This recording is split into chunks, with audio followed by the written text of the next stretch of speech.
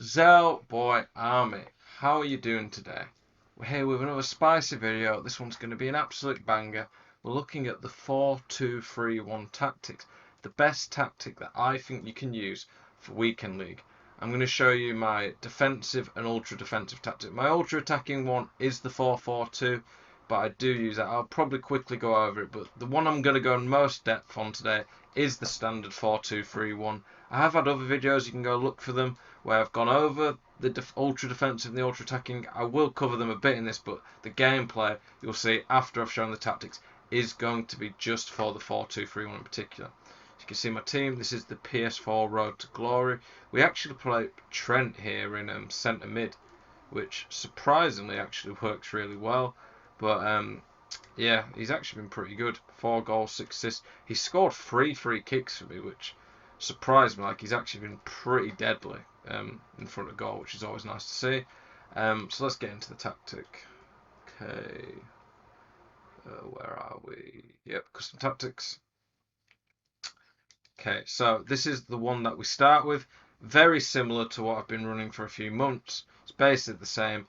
It's just more that I've learnt now more how you can adjust it a bit now that I've used it so much. I will always from the go use balanced on defense and offense for those type of styles. The balanced style for me just allows me to press, defend still without giving up too much space. Yes, you're not going to be able to win the ball back quite as effectively as some of these ones, but it stops you getting done in behind. It's my favourite one on the game right now. I just think it's the best one to be starting with. One of the adjustments you can make if you're struggling against someone who just spams through balls, they keep doing you down the wing, is up your width. You can change it to 4 or 5. You can maybe even have a custom tactic set to that is similar. But for me, I like 3 width, 3 depth. But like I say, if you get someone who's just spamming through balls down the line and you're struggling, up the width to 4 or 5 and see how that works for you. The depth, if you want just to press it a little bit better, I would say up it to 4 or 5, but you don't need to too drastically change this.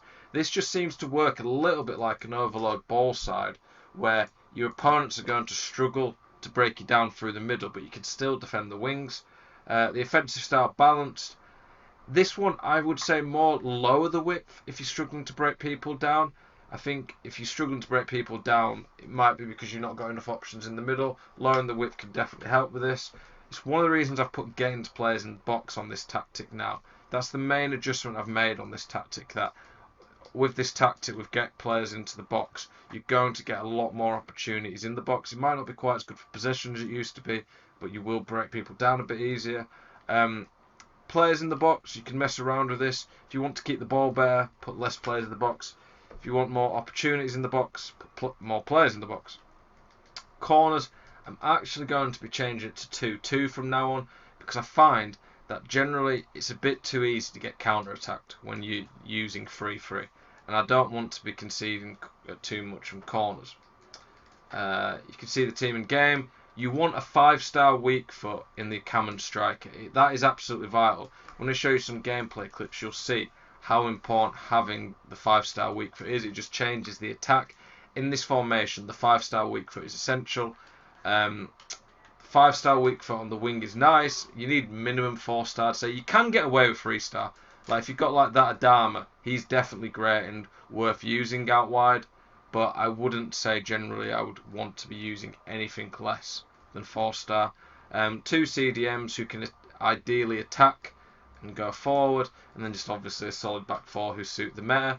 The instructions: stay central, stay forward on the striker. You want mixed attack, because if you go getting behind target man or false 9, you're just going to find they just make bad runs. Mixed attack seems to work best in the balanced tactic.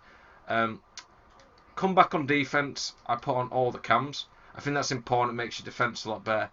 For the cam, it's up to you. I don't want getting to the box on all of them, because I find that I might just not have enough options on the outside. You can even experiment with staying on the edge of the box for your cam, so you've got that outlet there. I'm now putting though the wingers on, or the Lam and Ram on, getting to box on defense. I just find it's helping me create a bit more. The CDMs, cut passing lanes, cover centre. I think that's pretty standard, but for me, the cover centre just makes the big difference. This one here, balanced defense, I might experiment a bit with that. Man mark, I don't want to do that really because I think that the man marking is not that great in this game. But you might want to experiment with balanced or cut passing lines. Balanced attack for me is vital in this formation because the CDMs will bomb forward and give you so much more opportunities in the attack that is 100% worth it in my opinion. And then the fullbacks, centre backs, just stay back while attacking. You don't want to mess with them at all. The ultra defensive, similar formation, but the second variation, left mid and right mid. You basically want to go this from 60 minutes onwards if your opponent starts to pressure. It's easier to keep the ball in this formation. The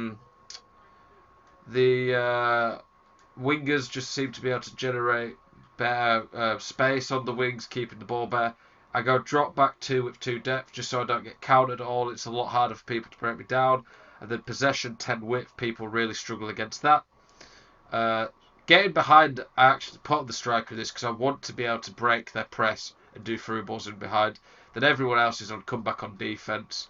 Cut passing lanes, stay wide on the wingers, and then stay back while attacking on the defence.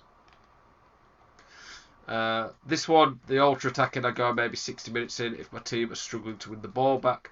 Constant pressure, 10 width, 10 depth, fast build up because I want to get the ball really quick and counter attack. Lots of players in box, similar width because you get a lot of natural width anyway. 4-4-2 is just really good because it covers the whole pitch, gives a lot more attacking options with the 4, and then pretty much everyone is on get forward. The strikers stay central, get forward, getting behind. Cover centre, get forward, get into the box on the centre mids. Stay forward, cut inside, getting behind on the wingers. And then join the attack on the fullbacks, stay back on the centre backs. Those are the tactics. I'm going to now show you some clips from the 4-2-3-1 in game and how it plays and how you should be using it. Here is an example of a goal that we score in the 4-2-3-1. You can see here. So look, we've got so many options. We've got the 2 CDMs who are bombing forward, which generates more space for us. I use the fullbacks, well, even though they're on stay back, I still let them get forward. And there, okay, it's a crazy finish, but look, the 2 CDMs have got forward and offered more, so it's taken his defensive mids out of the game. But further, the front 3 have all got forward, which generates more space because they're occupied by the defenders. It gives more space for Kenny. I probably could have run it in and made it a bit more of a guaranteed goal, but it just works so well because you get so much space in this formation when you're patient, you build up slowly and use your whole team. You can see here a clip of me playing all the way from the defence, using the whole team all the way forwards, and we end up scoring from this attack. Just look how I use the whole team. Even though the fullbacks are on stay back, there's still a key part of the attack that I let them get forward and join in. Hullet's got forward. Hullet being forward there meant even when we lost the ball, he's still here to help attack. And here we've got 1, 2, 3, 4, 5 men against 3 defenders. In this position, we're overloading the opponent with information. That is something I talk about a lot with this format, or just in attacking on FIFA 20 in general. If you can give your opponent so much to think about that they've got too much to do, too much to defend, you're going to make chances. And here, he's probably worried that I'll either go back to Hullet, go to Di Maria.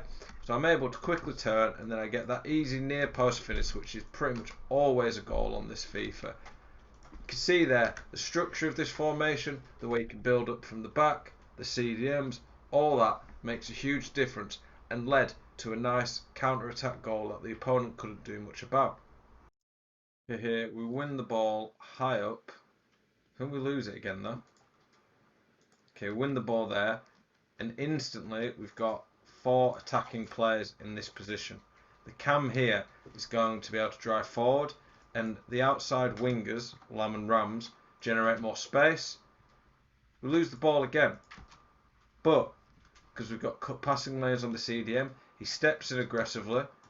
Hullet being up allows us to have an extra option here. It just gives the opponent more to think about. The CDMs are more likely to stay further forward for the opponent because we've got our 2 CDMs here. And then this man's occupied these guys. Him running there is going to cause an issue for him. He would like to go there, but he can't because of the Lamb. And then the Cam makes a great run forward, gets into the box, and it creates an easy goal at the near post. The attacking four in this formation, the attacking patterns to show, will make a huge difference. It is going to improve your attack massively if you can be patient and use these players to build up effectively. This clip here is a great example of how good this formation can be defensively and the shape of this formation, why it's so hard to break down. If you look here, we've got the ram, the cam, the lamb. No, that's the lamb, that's the CDM. And then most of the defence are back there.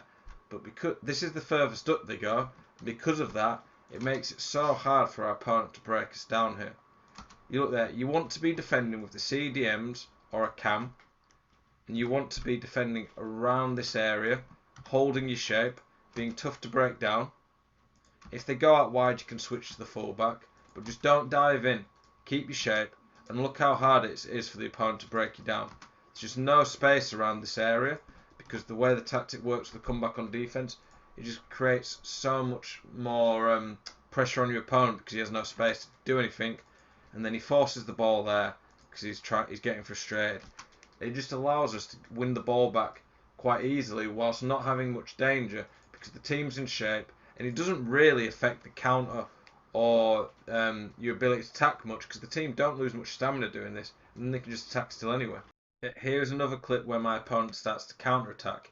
You can see in this clip here how the team gets back in shape and how I like to defend with them. So there, I've pulled the centre back out just because I don't want to give him too much time on the ball. Then I start to drag the lamb back. See now, the team's in shape because I was switching to men to cover the space he had moving forward, just send him away from goal. Now, the team get in shape and they become super hard to break down. So there, everyone's in shape. Once you get in this position, your opponent is really going to struggle to score against you. You have to concentrate quite a lot with this, but when you do it properly, the opponent's really going to struggle. Like, that is an okay chance at best for R9, and that's R9. I'm happy to let people shoot from there and hit a finesse. It is very unlikely that people are going to score from there. If that's the best chance they can create, that's great. But you can see the structure it keeps, the shape it helps you have, is so hard to break down and is going to frustrate your opponents. Boys, I hope this video has been helpful for you. I hope it showed you how I play in this tactic. This tactic is going to be one of the best tactics you can have in the game to get top results in Weekend League. So many people I know have used the tactic and got the best ever results in it. I highly recommend it. I appreciate you watching the videos, boys. Like, comment, subscribe if this has helped you. I appreciate the support. I'll be back tomorrow for another spicy video at 7 PM. Have a good one.